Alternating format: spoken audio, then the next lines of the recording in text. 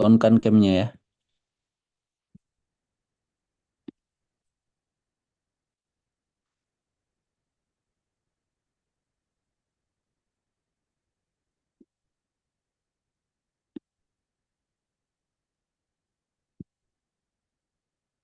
Oke, kita mulai ya.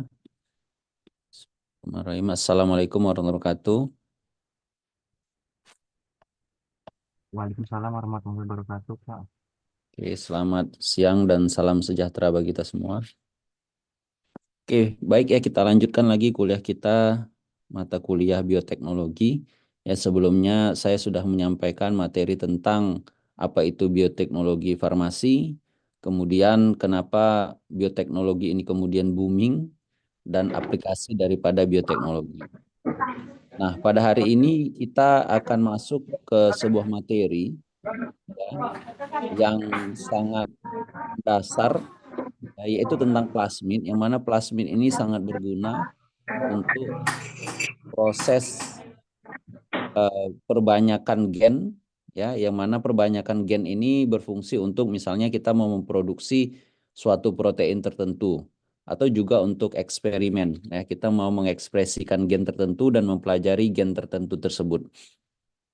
Maka plasmin ini diperlukan, ya. Sebelumnya saya sudah cerita tentang bagaimana kita bisa memproduksi insulin, ya, menggunakan bakteri, ya kan?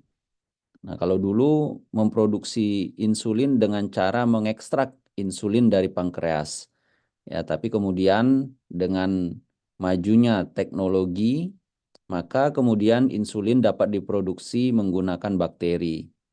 Nah, salah satu hal yang sangat penting yaitu plasmid ini, ya.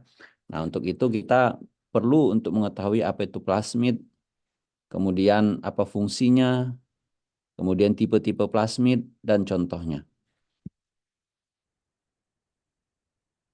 Oke, kita lanjut ya. Jadi setelah menyelesaikan perkuliahan ini, harapannya kalian itu mengerti apa yang maksud dengan plasmid, jenis-jenis plasmid, ya, kemudian contohnya.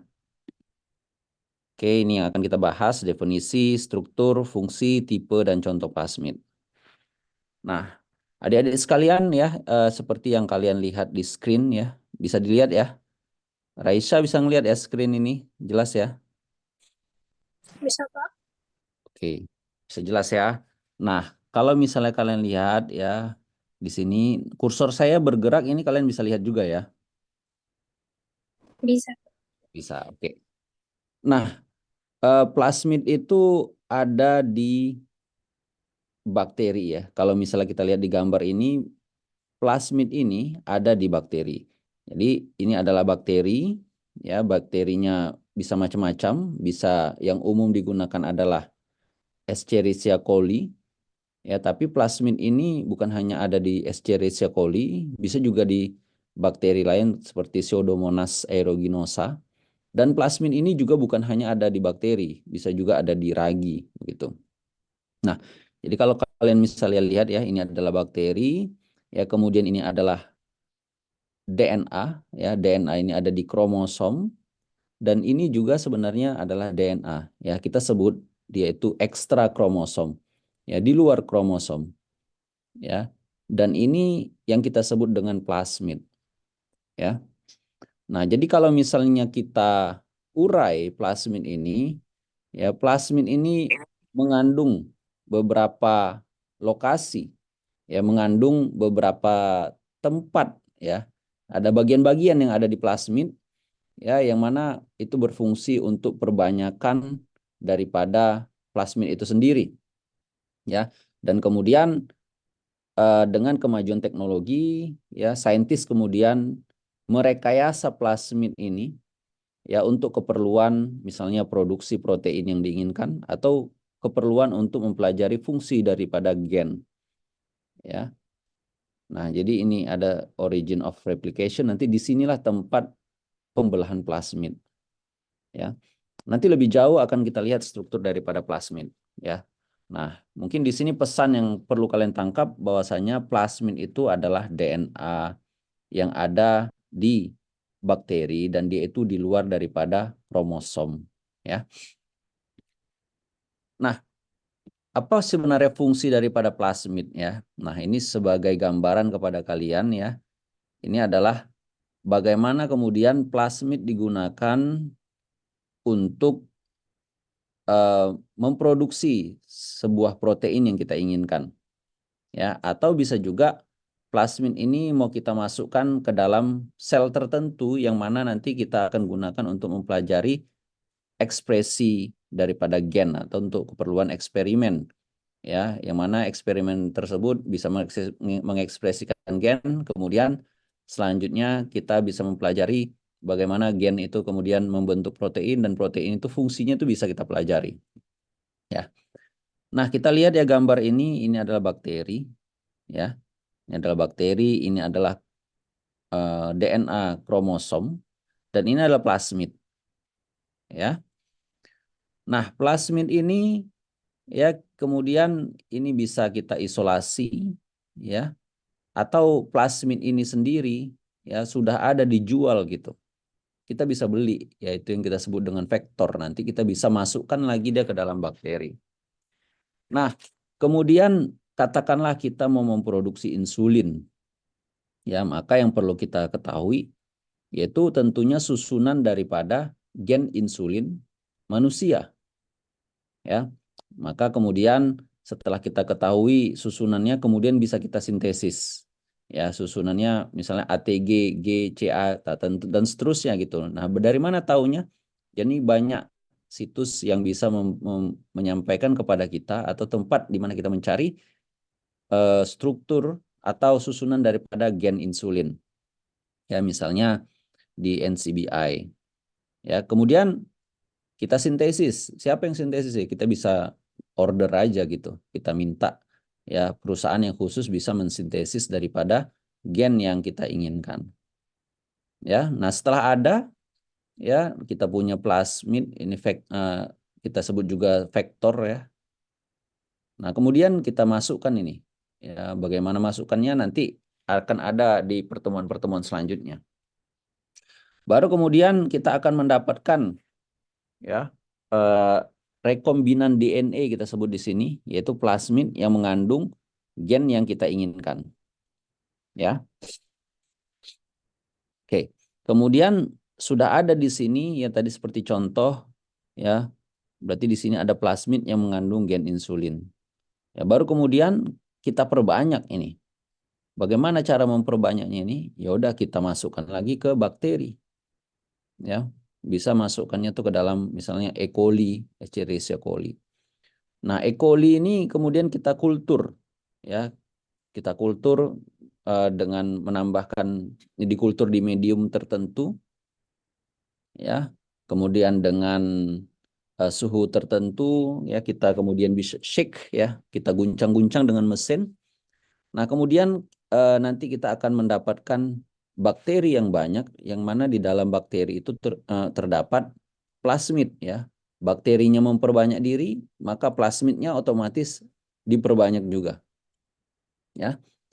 Baru kemudian selanjutnya ya kita bisa isolasi ya ini plasmid ya kita bisa isolasi nanti bakterinya kita hancurkan ya kemudian kita ambil lagi plasmidnya kemudian plasmid ini bisa kita masukkan ke dalam sel yang kita inginkan ya terserah selnya sekarang sel manusia pun bisa atau sel hewan pun bisa kemudian nanti sel ini akan eh, memproduksi protein, yang mana protein itu bisa kita pelajari.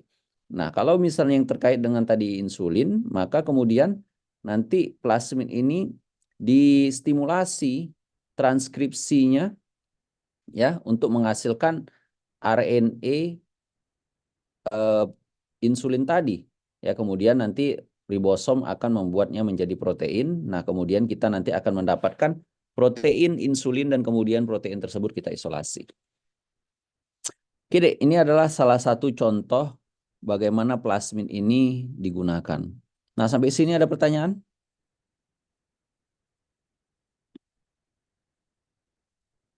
Ngerti deh? Ini saya akan tanya secara acak ya. Nadia Nurrahma,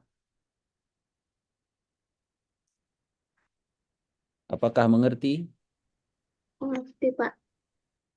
Oke. Ada yang bertanya sampai sini? Nggak ada? Oke. Kalau tidak ada, kita lanjut ya.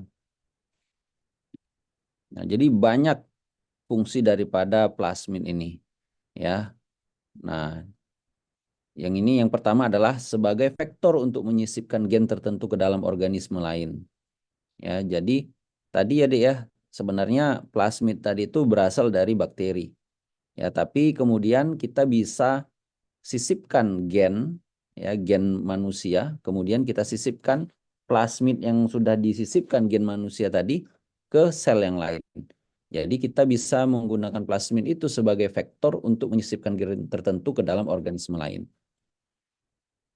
Ya, kemudian plasmid itu juga faktor penting dalam bakteri karena mereka membawa gen resistensi antibiotik. Ya, jadi kalau misalnya dulu bakteri itu bisa mati disebabkan oleh antibiotik. Nah, tapi sekarang bakteri itu tidak mati. Ya, katakanlah dengan penisilin. Dulu begitu dikasih penisilin mati. Kalau sekarang nggak lagi. Nah, itu kenapa? Karena di dalam bakteri tersebut terdapat plasmid. Yang mana plasmid itu mengandung gen yang resisten terhadap antibiotik, penisilin misalnya. Ya, dia bisa menghasilkan suatu enzim yang merusak penisilin. Ya, gen itu mengkode enzim yang bisa merusak penisilin. Kemudian ada juga yang disebut dengan plasmid degradatif. Ya, nah misalnya ya terjadi pencemaran lingkungan. Nah ini pencemaran lingkungan ini kita bisa eh, kurangi ya dengan menggunakan aplikasi bioteknologi itu dengan menggunakan plasmid degradatif. Ya plasmid ini nanti akan menghasilkan suatu zat kimia ya yang mana zat kimia itu dapat mengurai zat kimia yang berbahaya. Misalnya ada zat kimia yang berbahaya seperti naftalen ya. Nah, itu bisa kita gunakan nanti plasmid degradatif. Dan kemudian digunakan juga dalam terapi gen ya, karena plasmid ini mudah dimanipulasi. Ya, mudah dimanipulasi ini maksudnya apa? Ya, kita bisa buka plasmid itu, potong plasmid, kemudian kita sisipkan gen-gen yang berfungsi untuk terapi. Nah, kemudian digunakan untuk pengiriman obat, ya, drug delivery juga bisa, dan untuk memproduksi hormon. Ya, tadi seperti saya sampaikan tadi ya, seperti insulin. Kemudian plasmid adalah sumber penting transfer gen horizontal, ya. Jadi nanti ada suatu bakteri yang mana bakteri ini resisten, dia bisa juga membuat bakteri lain resisten dengan cara mengirimkan plasmid ini ke bakteri lain, gitu. Oke, Dek, sampai sini ada pertanyaan? Oke, ini tolong di-on-kan cam-nya ya. Ini banyak yang nggak on cam ini. Tolong counting-nya yang tidak on cam itu nanti di-remove aja. Ya.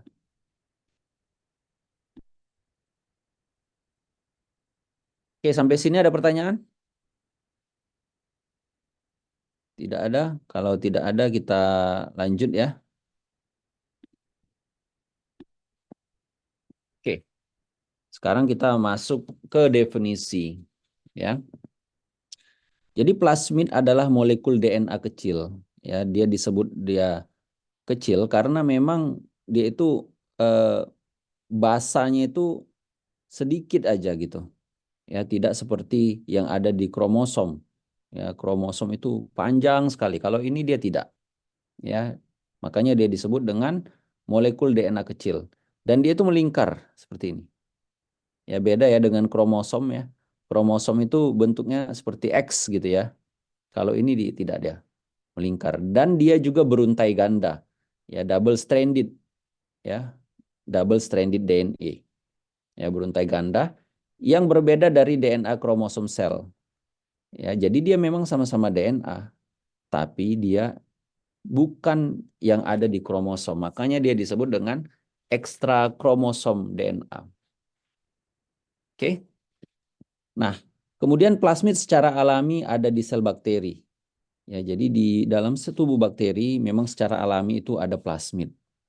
Ya, dan juga terdapat di beberapa eukariota. Ya, eukariota ya seperti maksudnya eukariota itu adalah organisme yang kompleks ya. Kalau bakteri kan cuma terdiri dari satu sel, ya organisme yang lebih kompleks. Nah, kemudian seringkali gen yang dibawa dalam plasmid memberikan bakteri keuntungan genetik seperti resistensi antibiotik. Ya. Nah, jadi kalau misalnya kalian itu mendengar resistensi antibiotik, ya, resistensi antibiotik itu maksudnya adalah bakteri itu tahan terhadap antibiotik. Ya, kenapa bakteri itu tahan terhadap antibiotik? Yaitu karena di sini tuh di plasmid dia itu dia mengandung gen yang resisten terhadap antibiotik. Ya katakanlah di sini, ya dia bisa menghasilkan suatu senyawa yang bisa mendegradasi antibiotik. Ya misalnya enzim, enzim itu bisa merusak antibiotik. Ya dari mana enzim itu? Iya dia produksi. Kodenya dari mana? Kodenya ada di plasmid ini. Ya, oke.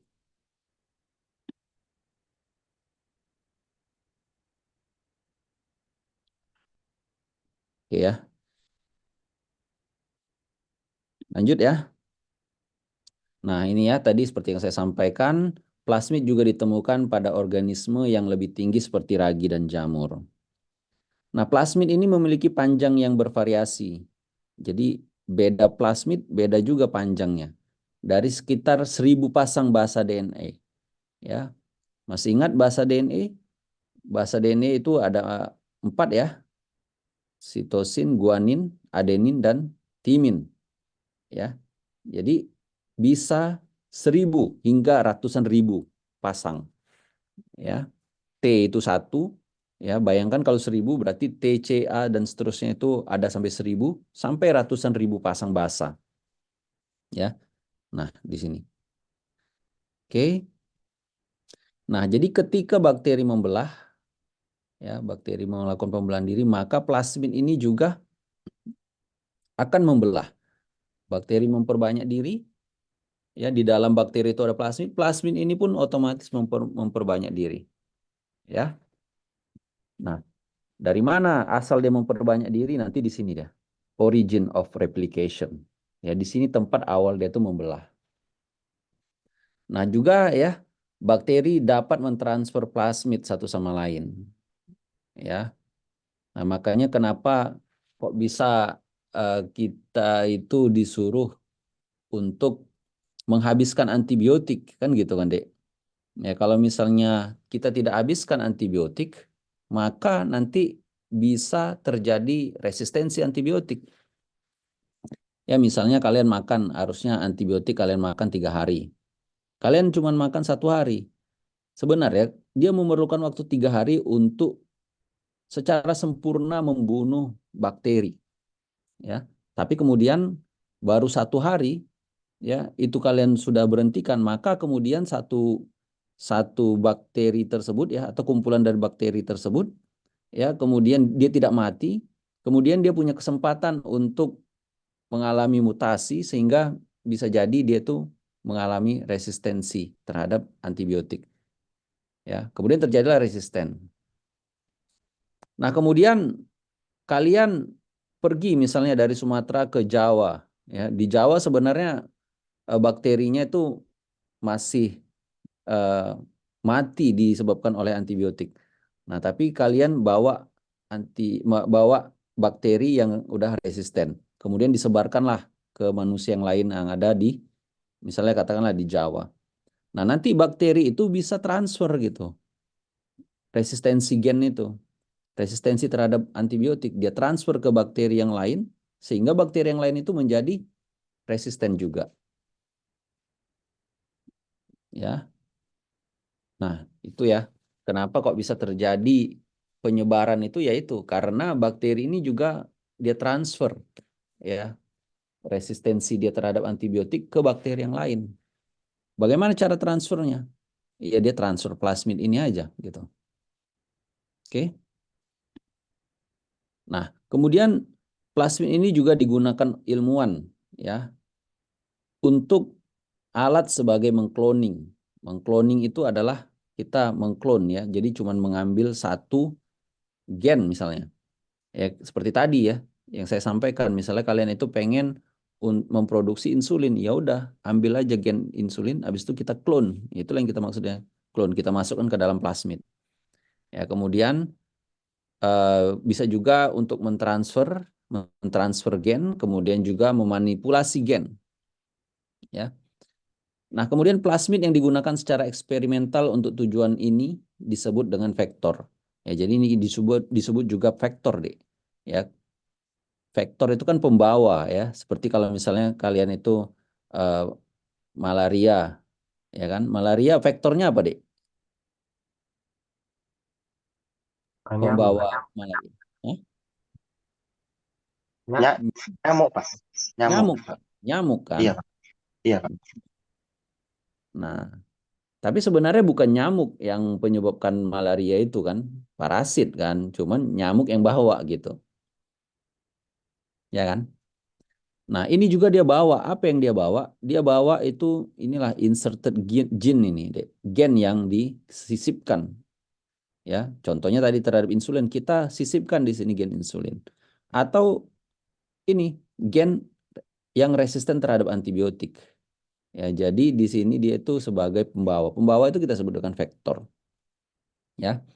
Jadi para peneliti dapat memasukkan fragmen atau gen DNA ke dalam vektor plasmid. Jadi kita bisa masukkan sisipnya di sini.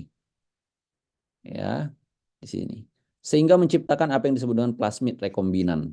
Ya, dia disebut rekombinan. Kenapa? Karena terjadi kombinasi. Ya, kombinasi apa? Plasmid bakteri ya dengan gen manusia misalnya. Kan terjadi kombinasi, makanya dia disebut dengan plasmid rekombinan. Oke, sampai di sini ada pertanyaan? Oke, kalau tidak ada kita lanjut ya. Nah, jadi plasmid ini ya seperti gambar yang di atas tadi ya, dapat kita masukkan ke dalam bakteri. Ya udah kita buat ya, udah kita sisipkan gen yang kita inginkan di sini, masukkan lagi ke dalam bakteri. Dan proses memasukkan plasmid ini ke dalam bakteri itu disebut dengan transformasi. Ya kan? Pernah nonton film Transformer kalian, Dek? Transformer itu kan dia berubah ya kan? Dari apa? Misalnya dari mobil jadi robot dia kan gitu, Dek. Ya. Itu transformer ya, jadi adalah sosok atau sesuatu yang bertransformasi, berubah ya. Nah, dalam hal ini yang disebut dengan transformasi itu bakterinya itu berubah. Kenapa dia berubah? Yaitu karena disisipkan oleh plasmid yang sudah kita rekayasa sehingga dia berubah dari naturalnya.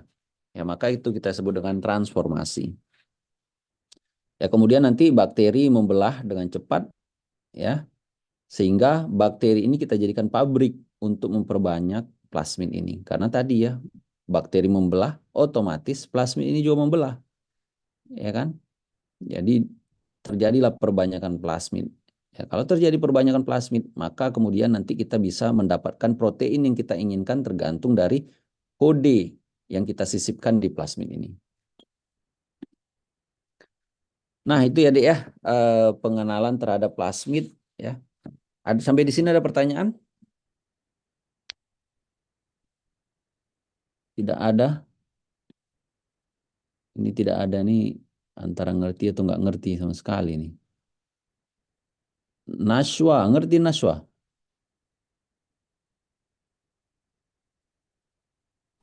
Mengerti, Pak.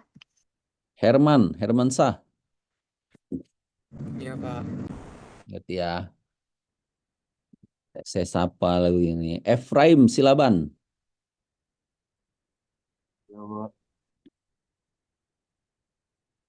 Oke, lanjut ya. Oke, sekarang kita cerita tentang struktur daripada plasmid. Ya, nanti kita akan fokus ke gambar ini ya, Dek ya. Nah, setiap plasmid memiliki elemen esensial ya. Dia memiliki eh, bagian-bagian yang penting. Yang pertama itu origin of replication atau disingkat dengan OR. Ya. Jadi OR itu ya, kalau kita lihat gambar ini, OR itu di sini deh. Ya, origin of replication. Jadi lokasi di mana proses replikasi dimulai. Jadi ini adalah lokasi di mana proses perbanyakan plasmid itu dimulai. Ya. Jadi lokasi ini kaya akan adenin dan tirosin, ya, yang mana lebih mudah untuk memisahkan untaian selama replikasi. Ya, jadi di sini tuh banyak susunan AT deh, ya. Selain AT kan ada GC ya. AT ini, ya, kalau kalian masih ingat pelajaran biokimia, AT itu dia ikatannya cuma 2, tapi kalau GC ikatannya 3. Sehingga AT itu lebih mudah untuk lepas, ya. Maka cocok sekali ya, karena di sini itu kaya akan AT, ya, maka di bagian ini mudah sekali didegradasi, ya, sehingga cocok memang di sini itu tempat dimulainya terjadi perbanyakan atau replikasi, ya. Nah, kemudian selanjutnya yang ungu, ya, ini kita sebut dengan bagian antibiotik resisten gene, ya, ya, atau gen yang mengkode resisten terhadap antibiotik, ya. Jadi lokasi ini terdiri dari gen resistensi antibiotik yang berguna dalam identifikasi dan seleksi bakteri yang mengandung plasmid. Ya, jadi memang di sini dibuat juga ya gen resisten ya. Misalnya di sini gen resisten ampicillin, ya. Nah, kemudian bisa juga gen resisten chloramphenicol. Ya, jadi kalian nanti ketika memperbanyak bakteri tadi, ya, itu ditambahkan, misalnya di sini ampicillin resistant gen, kalian tambahkanlah ke dalam kultur itu antibiotik ampicillin. Tujuannya untuk apa?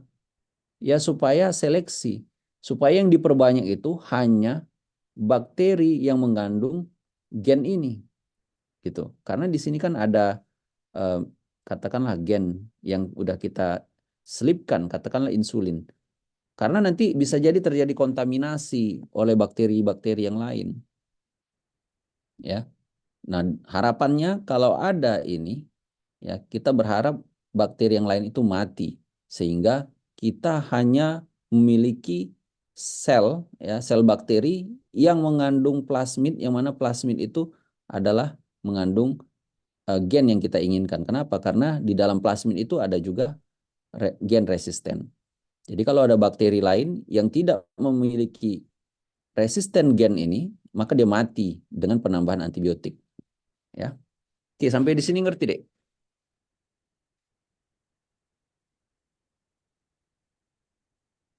Ngerti ya? Apa fungsi antibiotik resistance gene itu? Karena tadi kita kan akan memperbanyak sel bakteri. Ya, bisa jadi terjadi kontaminasi atau selnya itu tidak menerima plasmid yang kita inginkan. Kita mau membunuh mereka. Cara bunuhnya ya udah dikasih aja antibiotik. Matilah mereka. Yang sisa itu adalah bakteri yang memiliki plasmid ini. Ya, kenapa bakteri itu dia itu resisten terhadap antibiotik. Kemudian ada lagi ya yang namanya promoter. Promoter ini adalah tempat sistem transkripsi dimuat.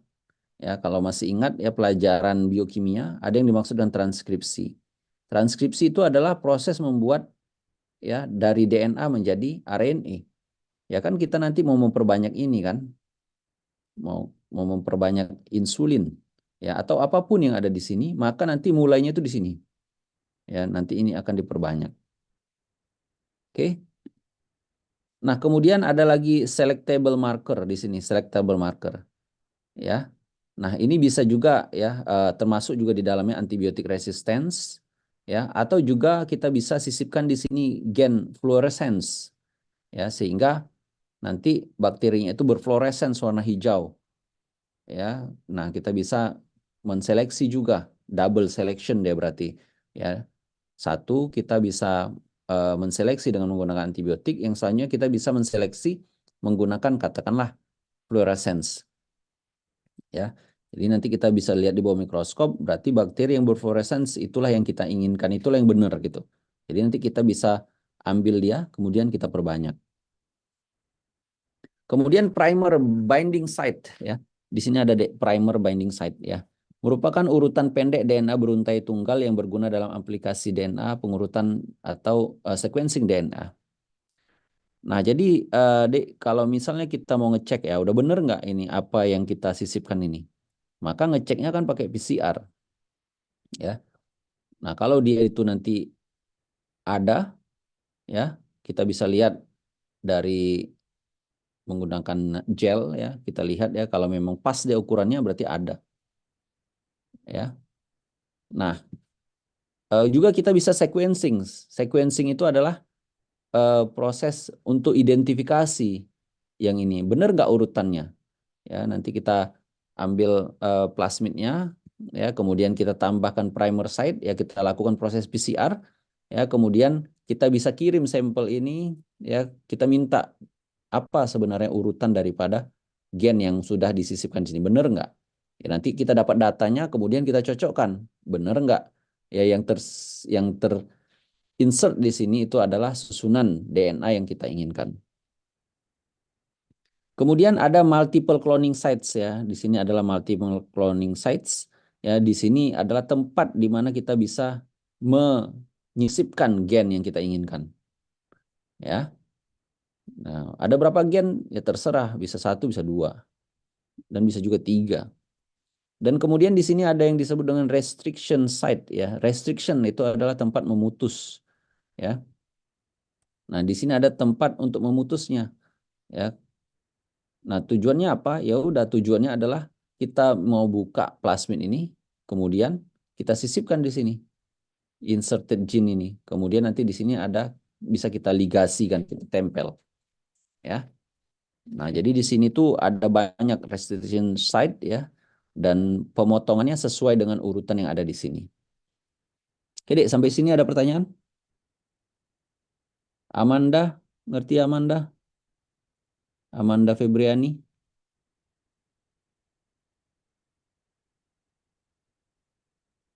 Halo Amanda?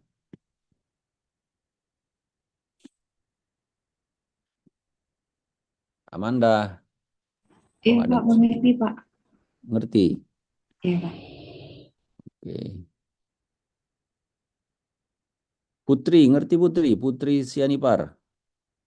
Paham, Pak. Paham ya? Syifa Rafifah,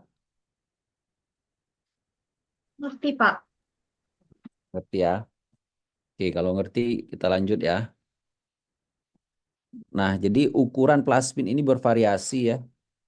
Ya bisa ribuan sampai ratusan ribu, ini juga sudah disampaikan, ya, bahwasanya plasmid juga merupakan unsur ekstra kromosom, ya. Nah, jadi dia di luar kromosom yang tidak diperlukan untuk pertumbuhan dan perkembangan sel. Ya, jadi dia fungsinya itu bukan untuk pertumbuhan dan perkembangan sel. Nah, jadi sebagian besar plasmid mengandung gen TRA, ya, yang merupakan gen yang ditransfer dan penting dalam mentransfer plasmid dari satu sel ke sel lainnya. Jadi dia mengandung gen yang disebut dengan gen TRA, ya, yang fungsinya adalah untuk transfer plasmid dari satu sel ke sel lainnya. Nah, jadi tadi saya sudah sampaikan ya bahwasanya plasmid ini bisa ditransfer. Ya, bagaimana cara mentransfer plasmidnya? Itu yang disebut dengan konjugasi. Konjugasi itu kan artinya dia berikatan gitu kan.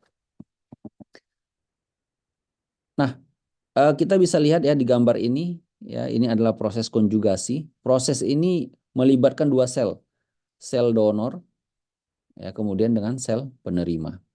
Ya, sekali lagi ya, ini kita lihat ya, ini adalah gambar bakteri.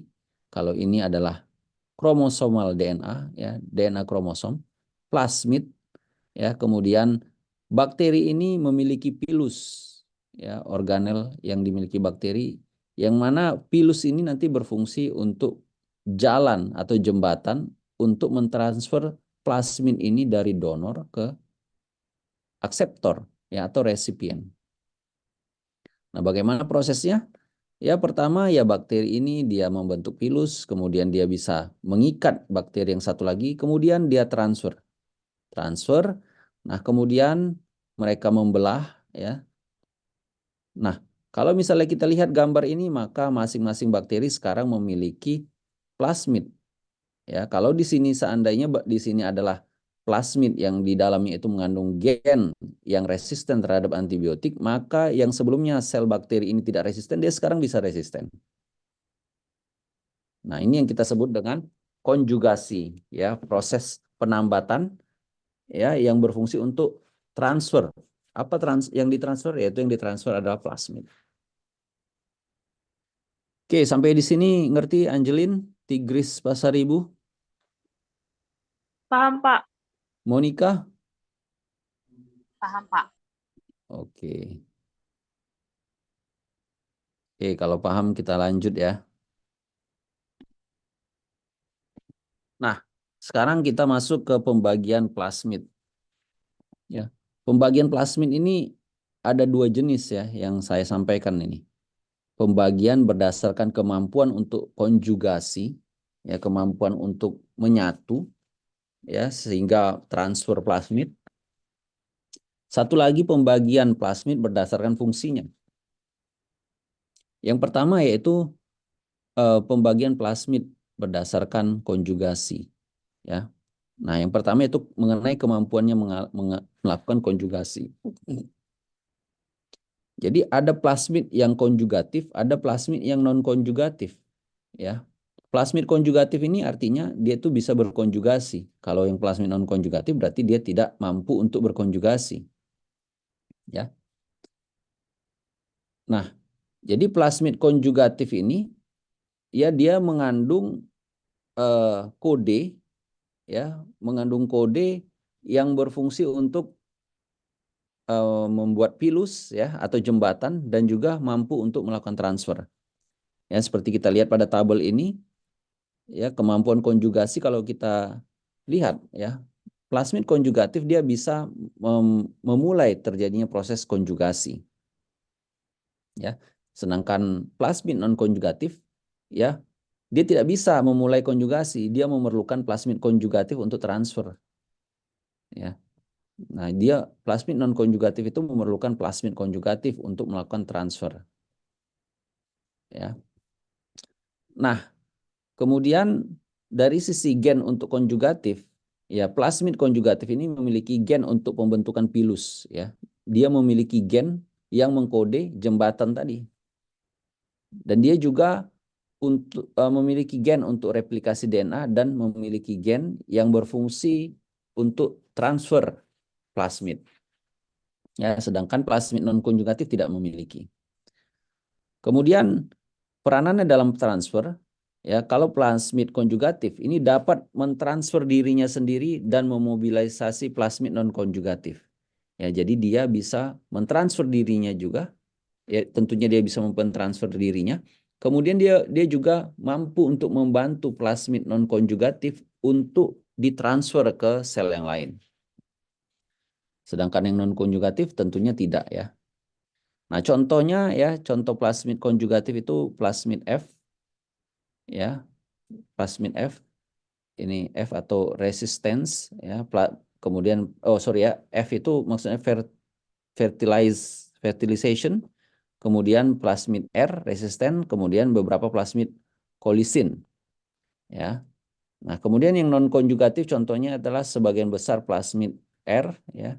Kemudian plasmid virulence, kemudian plasmid degradatif. Nah, ini adalah pembagian plasmid berdasarkan kemampuannya untuk konjugasi. Kemudian kita lanjut, ya, berdasarkan fungsi. Ya, jadi ada 5 tipe plasmid berdasarkan fungsi. Yang pertama fertilitas, yang kedua resistensi, kemudian ini kolisin, ya, kemudian degradatif, kemudian virulensi. Nah, kita lihat ya satu-satu, yaitu plasmid dengan tipe fertilitas atau kita singkat dengan F. Ya. Nah, fungsinya itu memungkinkan konjugasi bakteri dan transfer gen. Ya. Nah, makanya dia disebut fertilitas. Ya, fertilitas ini subur, ya. Mungkin subur yang dimaksud di sini adalah yaitu dia bisa mentransfer, ya, mentransfer gen, ya, ke bakteri yang lain, ya. Jadi dia produktif untuk mentransfer gen.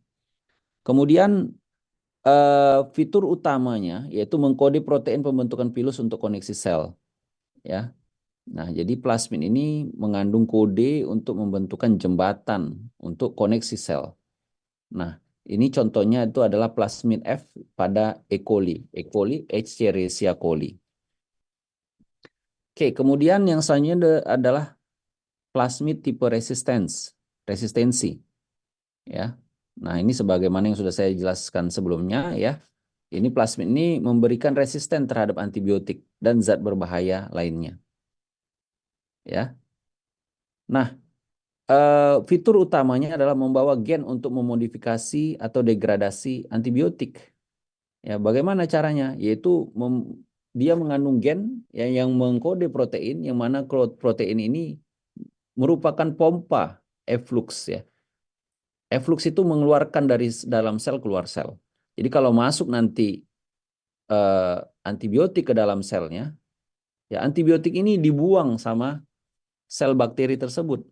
Ya, kenapa? Karena bakteri tersebut mengandung protein yang dia itu merupakan pompa yang bisa mengeluarkan antibiotik dari dalam sel keluar sel. Sehingga antibiotik itu menjadi tidak berfungsi untuk membunuh sel bakteri. Ya, bisa juga ya gen resisten ini merupakan kode untuk enzim yang mana enzim ini bisa merusak struktur daripada antibiotik, ya, sehingga antibiotik menjadi tidak berfungsi lagi. Ya.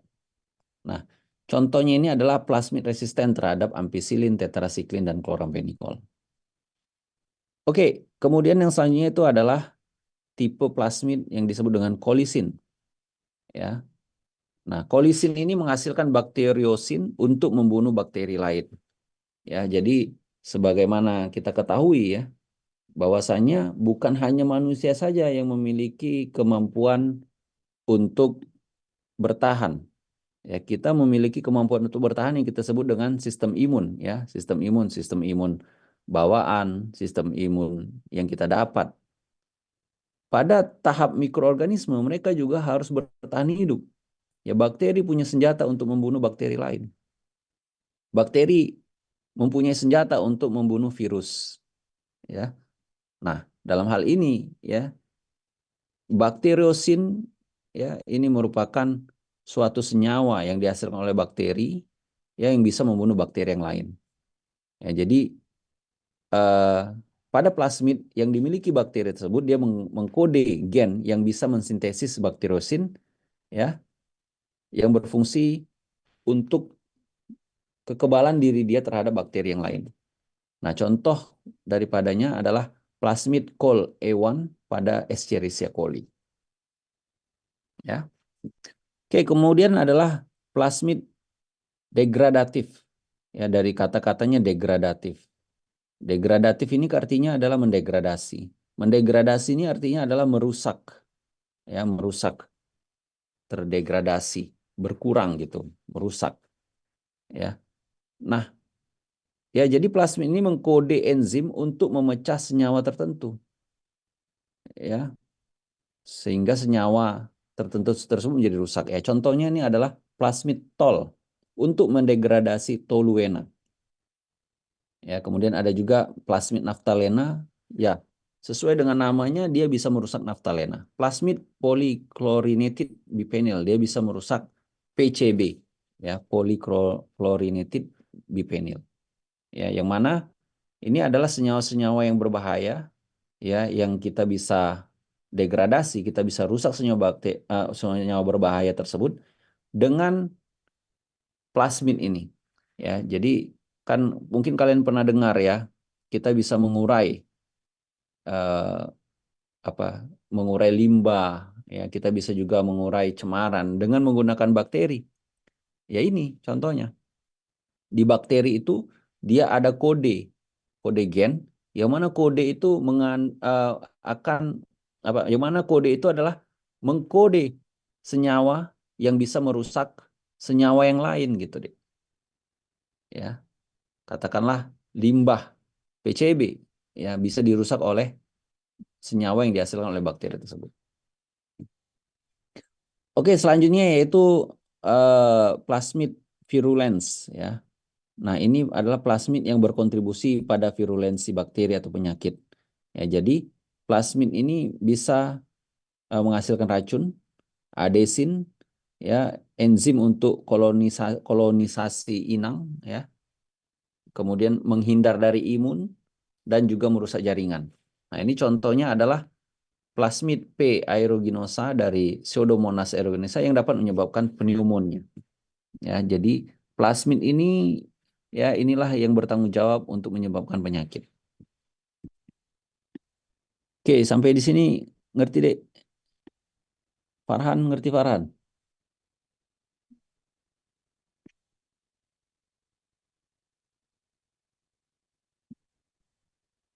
Gak dengar suaranya Farhan. Pak, izin Pak, iya Pak. Ngerti? Sudah Pak. Hah? Aduh, nggak jelas sih Farhan ini. Izin Pak, apa sudah terdengar Pak? Iya, sudah. Ngerti ya Farhan? Sudah Pak. Oke, sudah lanjut ya. Oke, ini adalah contoh daripada plasmid ya. Nah, ini contohnya PBR 322 ini dihasilkan oleh E. coli, PUC 19, Col E1 ini dihasilkan E. coli semuanya, RP4 Pseudomonas tol, Pseudomonas butida, ya dia bisa menghasilkan senyawa yang bisa merusak toluena. Kemudian PTI ACA5 ini dihasilkan oleh Agrobacterium tumefaciens. Kemudian PUC8 dihasilkan oleh E. coli. Oke, jadi kesimpulan daripada kuliah kita pada kali ini adalah plasmid adalah molekul DNA melingkar kecil yang dapat ditransfer antar sel. Kemudian plasmid merupakan sarana utama untuk memindahkan gen antara strain bakteri. Ya, plasmid ini membawa gen resisten antibiotik, gen reporter, ya. Reporter itu kalau dalam eksperimen, ya, kita bisa apa? Untuk mengetahui apakah proses transkripsi itu terjadi, itu kita sebut kita bisa sisipkan gen reporter, ya. Katakanlah nanti gen reporter bisa luciferase, nanti kita tambahkan kit tertentu, ya, sehingga nanti berinteraksi dan kita bisa deteksi luminescence-nya, ya. Oke, ada di 5 jenis plasmid: plasmid resistensi, virulensi, degradatif, plasmid col, ya, col ini tulisannya, kemudian plasmid fertilitas F. Ya, oke deh. Sampai di sini ada pertanyaan?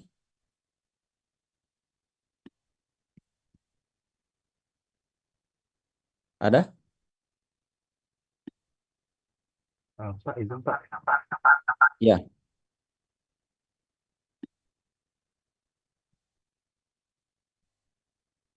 Nah, izin Pak, berarti singkatnya plasmid ini itu dia suatu sifat ya Pak, atau ekspresi gitu Pak dari sebuah gen itu ya, Pak, yang bisa kita pindah-pindahkan atau apa gitu. Ya, jadi plasmid ini ya suatu apa ya? Kalau kita lihat ya dari sisi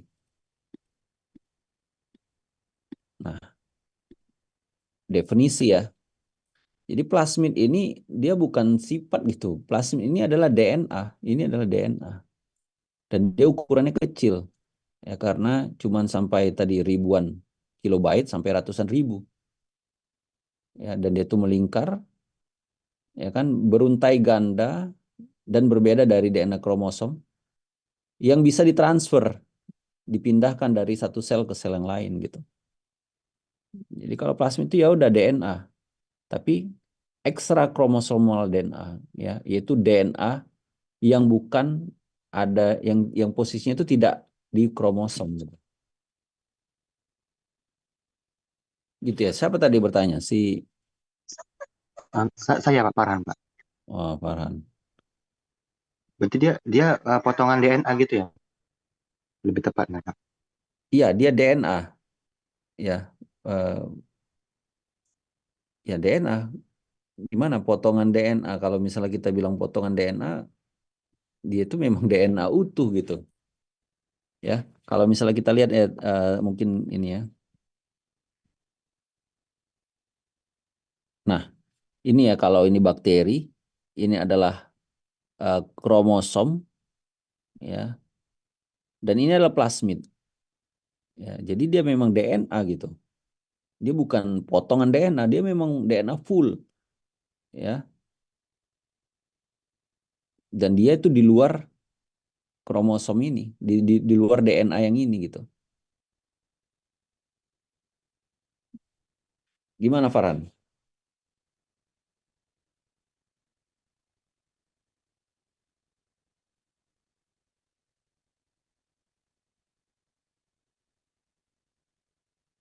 Ya kalau kita sebut dia potongan DNA berarti ya seperti gen gitu kan.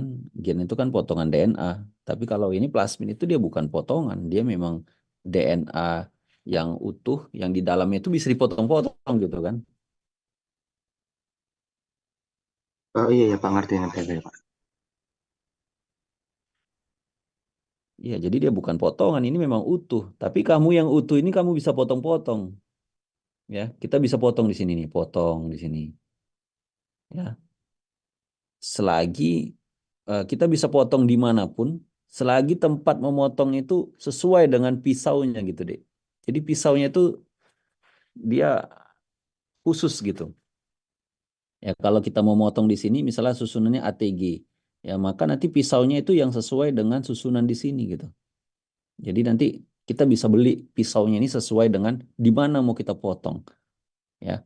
Makanya ini udah dibuat sama pabrik, ya. Dibuat sama saintis. Nah, di sini tuh ada susunan, ya, yang mana di sini kan tadi saya sebut ya restriction site, ya. Ini ada susunannya.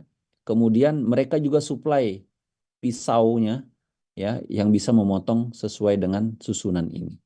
Ada banyak jenisnya gitu. Ada Eco R1 dan lain sebagainya.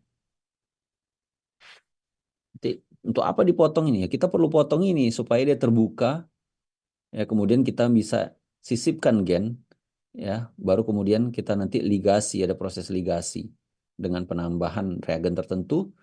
Nah, sekarang dia udah muter, dia udah bulat, baru kemudian nanti sel membelah, maka ini juga membelah gitu.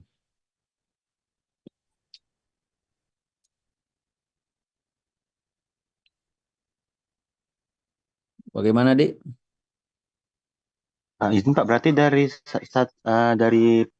plasmid ini kita bisa mengembangkan beberapa sifat atau gen gitu ya Pak, gen yang baru gitu ya Pak. Oh, enggak gen yang baru, Dek. Jadi kalau misalnya dengan plasmid ini kita bisa memperbanyak gen. Nah, itulah dia. Plasmid ini gunanya untuk memperbanyak gen. Yaitu yang gunanya utama, ya. Tapi bisa juga dia berfungsi untuk menyisipkan gen, gen tertentu yang tidak ada di dalam sel tertentu, gitu deh. Ya, misalnya ya, eh, gini, sel, kita cerita lah ya, sel. Sekarang yang sedang saya lakukan ya eksperimen, saya menggunakan sel lalat deh, sel lalat, ya. Gunakan sel lalat itu di laboratorium, ya. Kemudian saya perbanyak sel lalat itu.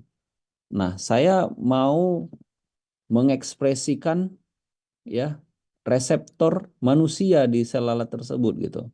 Ya, dalam hal ini adalah dopamin reseptor. Jadi saya masuk, bagaimana saya cara masukkannya? Ya saya pertama ya kita buat dulu ini ada plasmid, di sini adalah dopamin reseptor.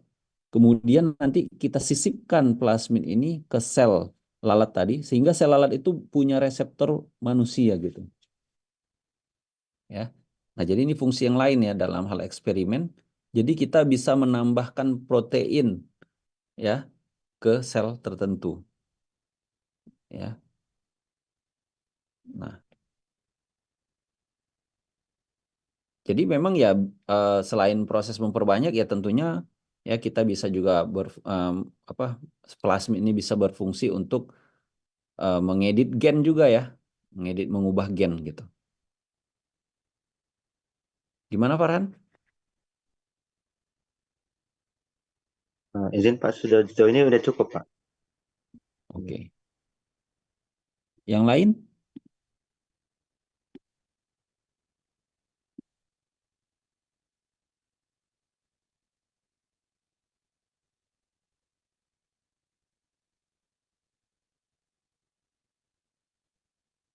Oke, ada lagi Dek pertanyaan? Oke, kalau tidak ada ya, tolong diambil apanya screenshotnya udah Dek. Sudah saya screenshot ya, Pak. Udah. Ini semua kelas masuk kan? A, B, dan tambahan kan? Iya Pak, di sini semua Pak. Oke, Sudah saya screenshot tadi Pak. oke sudah ya. Sudah bisa kalian ngabsen di satu USU? Mungkin Pak, nggak bisa Pak. Nggak bisa ya, tapi mata kuliah lain bisa ya? Izin Pak, kalau di mata kuliah lain nanti jadi dosennya nanti manggil satu-satu Pak. Jadi dari satu dosen, nanti dipanggil satu-satu, nanti baru dosen tersebut Pak yang submit Pak. Tapi ada Waduh, juga dosen kemarin yang buat link absen, tapi kebanyakan dipanggil satu-satu Pak. oh dipanggil satu hadir, kemudian dosennya klik, klik, klik gitu ya. Iya Pak, kayak gitu Pak, iya banyakan Pak. Waduh, habis waktu kita nanti kalau gitu.